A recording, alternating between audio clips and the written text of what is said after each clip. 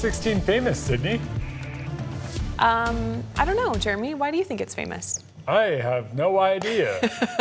Hey, it's been really cool to see people all across the country, all across the world, be so excited about the Seahawks in the Super Bowl this Sunday. It's kind of crazy, Yeah. and the only reason I would have never gotten the name right, Tama. Yeah, I also needed help. The only reason I knew that was the name was because we had the story about the Hawk being from Spokane. Okay.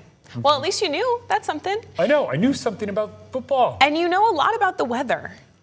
I mean, like... You know more than I do, certainly. No, yeah, okay.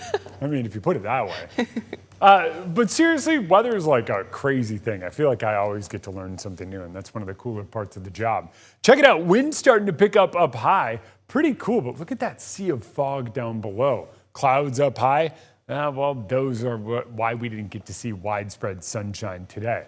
Visibility starting to drop once again as our temperatures go down. Remember, sunset happened about 19 or 20 minutes ago.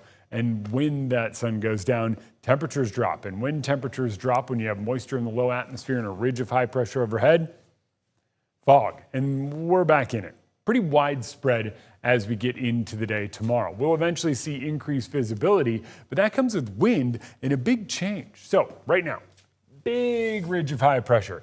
Off the coast comes this huge push of moisture, and that moisture is what warms us up. We go from the mid-30s today to the mid-40s tomorrow, and eventually that trough moves in. I'm liking the idea of the trough moving in.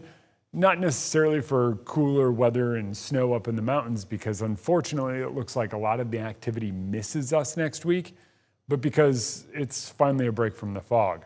I know we saw sun each afternoon, but yeah, I'd like more of it.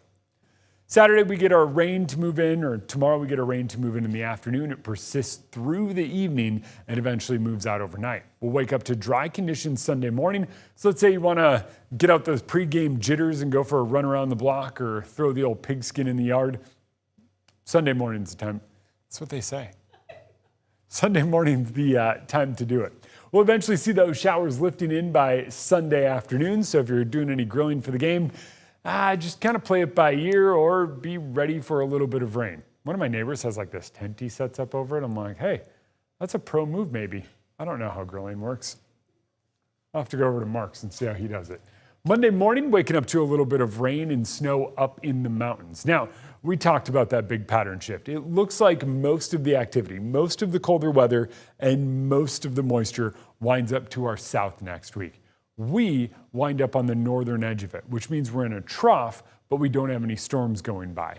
That is the perfect way to bring us sunshine this time of year. So next Monday, Tuesday, and Wednesday, sunshine is more of a guarantee than it has been in quite some time.